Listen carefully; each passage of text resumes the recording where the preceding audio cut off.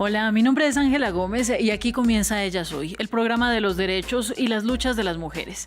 Esta semana tenemos un programa especial dedicado al caso de Sara Millerey que conmocionó a Colombia. Sara era una mujer trans. Fue golpeada y lanzada a un riachuelo tras romperle los brazos y las piernas, lo que le impidió nadar y evitar el ahogamiento.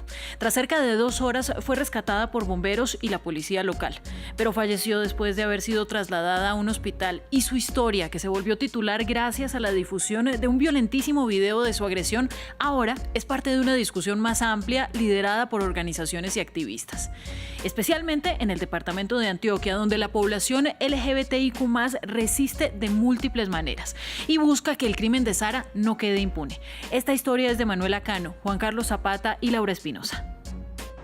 Rabia convertida en arte en Medellín. Valery Parra, activista y defensora de la población trans, acude a una de las conmemoraciones por la memoria de Sara Millerey, la última mujer trans asesinada en Colombia, que ha conmocionado al país. Allí, entre murales y una olla comunitaria, Valery encuentra refugio, pero reconoce que lejos de estos espacios, la situación es crítica para las mujeres trans en el departamento de Antioquia. No es de ayer, no es de hace 15 días, ni incluso no es del año pasado. Las personas trans venimos atravesando una situación sistemática de asesinatos y cada vez es con más sevicia, cada vez son más atroces estas perpetuaciones contra nuestros cuerpos, nuestras vidas, y el Estado aún sigue siendo incompetente.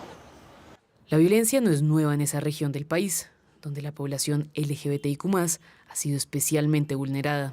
Solo en este año, al menos 13 personas con orientaciones sexuales e identidades de género diversas han sido asesinadas en ese departamento. Una situación que reconoce Julie, que hace parte de la corporación Casa Diversa, desde donde se han generado espacios que buscan proteger a las personas LGBTIQ+ en Medellín. Pero Antioquia es uno de los focos de violencia, de agresión frente a la población LGBTI, pero más enmarcado precisamente frente a las vidas de las personas con experiencia de vida trans. Y estas acciones lo que hacen precisamente es seguir habitando el espacio, seguir haciendo denuncia pública y reivindicando nuestras vidas. Sara fue asesinada en Bello, un municipio colindante con Medellín. Fue golpeada, recibió fracturas en los brazos y piernas y luego fue arrojada a un riachuelo. Murió poco después. Desde entonces, el miedo es latente en las mujeres trans de Bello. Gina, que pidió hablar en condición de anonimato y usar un seudónimo por las amenazas que ha recibido, era una de las mejores amigas de Sara. La recuerda como una persona alegre y por su talento innato por el baile. Lamenta algunos de los sueños de Sara que fueron truncados. Ella siempre soñó con darle una casa a la mamá, porque la mamá, pues, la mamá no tiene casa propia.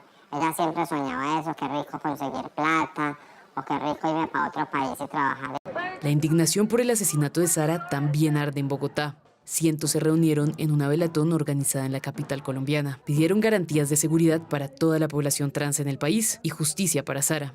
Sus agresores continúan sin ser identificados. Nos hacen daño, nos maltratan, como nos le pasó a la hermana también. Entonces queremos justicia porque no queremos más asesinatos contra nosotras las mujeres trans. En lo que va del año, al menos 28 personas LGBTIQ+ han sido asesinadas en Colombia, según el Observatorio de Derechos Humanos de Caribe Afirmativo. Y más de la mitad han sido personas con experiencias de vida trans. Las violencias transfeminicidas nos obligan a tener una conversación consciente y proporcionada con crímenes que son poco denunciados y que tampoco reciben la atención necesaria. Por eso hemos invitado a Santiago Encinales, él es coordinador del área de Derechos Humanos e Incidencia Política de Caribe Afirmativo, para hablar de lo que debe hacerse para proteger a las personas diversas. Santiago, muchísimas gracias por estar en Ellas Hoy. Ángela, muchas gracias por la invitación y muy necesario poder hablarlo en este momento. Pues comencemos, si te parece, y hagámoslo aclarando términos, porque este crimen se ha clasificado como transfobia y como un crimen de odio, y me parece que es importante entender hasta qué punto es una cosa o la otra, porque cuando uno habla de una fobia, habla de un miedo irracional, ¿no? De algo que no puede manejar. Y aquí la pregunta es si una fobia puede provocar semejante violencia. Sí, Ángela, yo creo que no podemos deslindar los términos. Si bien un crimen de odio es un crimen motivado por una característica inherente de una persona, raza, orientación sexual, identidad de género, mujer, hombre, religión, creo creemos que la transfobia y la homofobia son esa semilla que permite que se llegue al crimen de odio. ¿Sí? La homofobia y la transfobia se entiende como esa aversión o discriminación hacia la orientación sexual, hacia la identidad de género de la persona, que eventualmente va a promover que la persona, o que un actor armado, o que alguien que, a pesar que lo haga premeditadamente la situación, cometa este acto, pues, de violencia hacia una persona. Hablemos ahora de las cifras, porque ustedes denuncian desde Caribe Afirmativo 25 asesinatos contra personas diversas en el 2025, y de estas se desprenden algunas otras cifras muy interesantes. Pero aunque parezca obvio, ¿por qué nos tiene que alertar este dato? Pero además, ¿cuáles son esas otras cifras de las que no se hablan? Esos otros números que probablemente no terminaron con la vida de una persona, pero que sí siguen diseminando la violencia.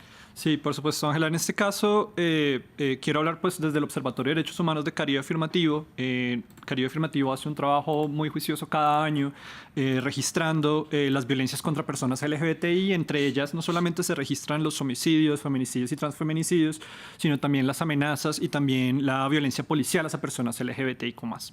Quería actualizar un poco el dato. Esta semana hemos registrado 27 homicidios de personas LGBTI en Colombia, como lo mencionaban ahorita en el reportaje. 13 de ellos han sucedido en el departamento de Antioquia, y casi la mitad de ellos han sido de personas, de mujeres trans en el departamento de Antioquia. Como les mencionaba, desde el Observatorio de Derechos Humanos también hacemos seguimiento a amenazas y violencia policial. Y como me preguntabas hace un momento, si bien los homicidios no son los feminicidios, transfeminicidios y feminicidios no son, digamos, la característica principal de estas violencias, sí representan casi un 30% de lo que hemos registrado. Y entre ellos lo que más se registra son las amenazas, que son, digamos, estos casos que, pues, son perpetuados por actores armados, grupos delincuenciales, sectores conservadores, incluso del entorno familiar inmediato de las víctimas, pues, que ha constituido como una herramienta disciplinaria social que refuerza esas estructuras de exclusión y discriminación a las personas.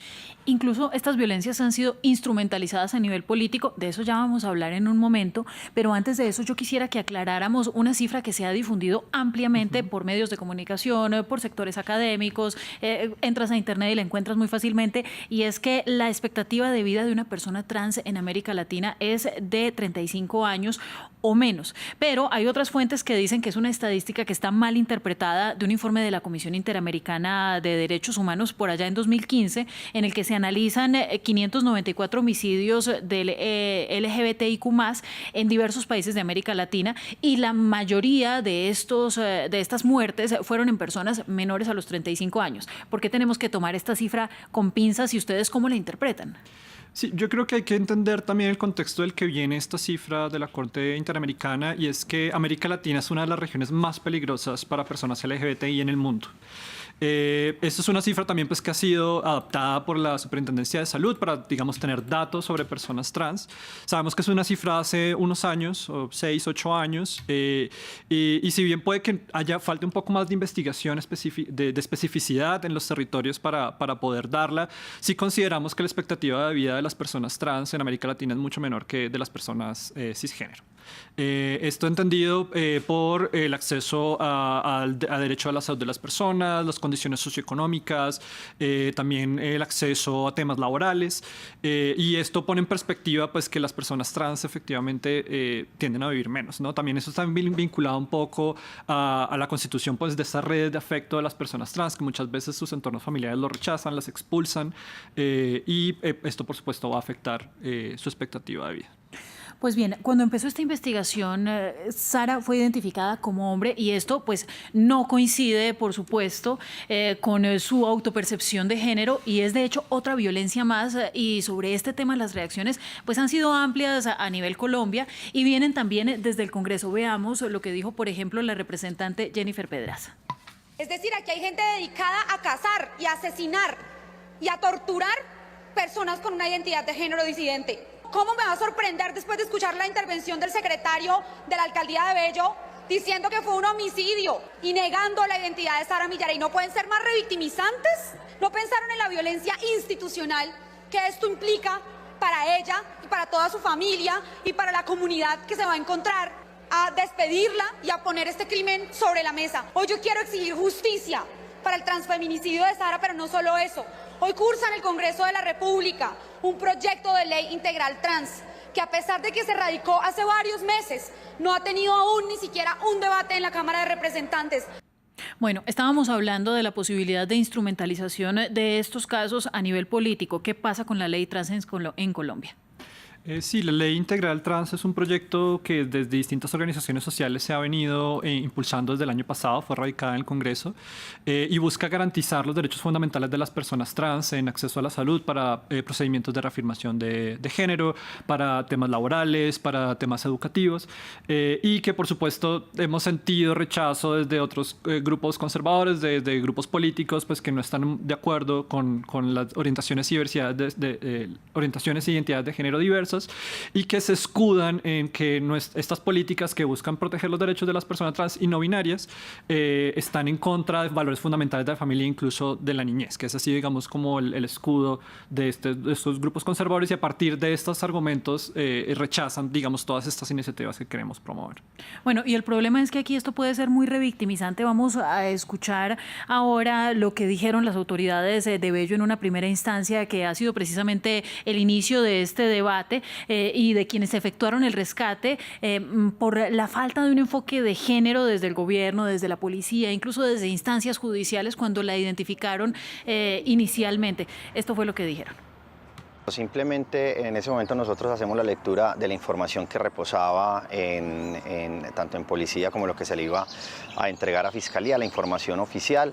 Se hizo la lectura sin ningún tipo de animadversión, sin ninguna mala intención, como luego se rectificó por parte de la alcaldía y por parte mía personalmente, porque hubo pues alguna polémica y hubo personas que se sintieron ofendidas con las declaraciones iniciales, pero se hicieron simplemente en el marco de la información institucional y se corrigió en su momento.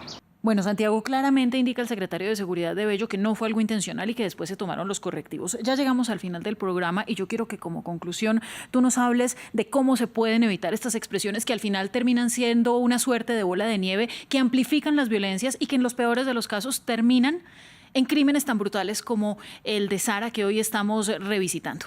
Sí, Ángela, yo creo que el caso del secretario de Seguridad evidencia ese estigma y discriminación estructural que tienen las instituciones y una falta de formación en enfoque diferencial para los funcionarios públicos.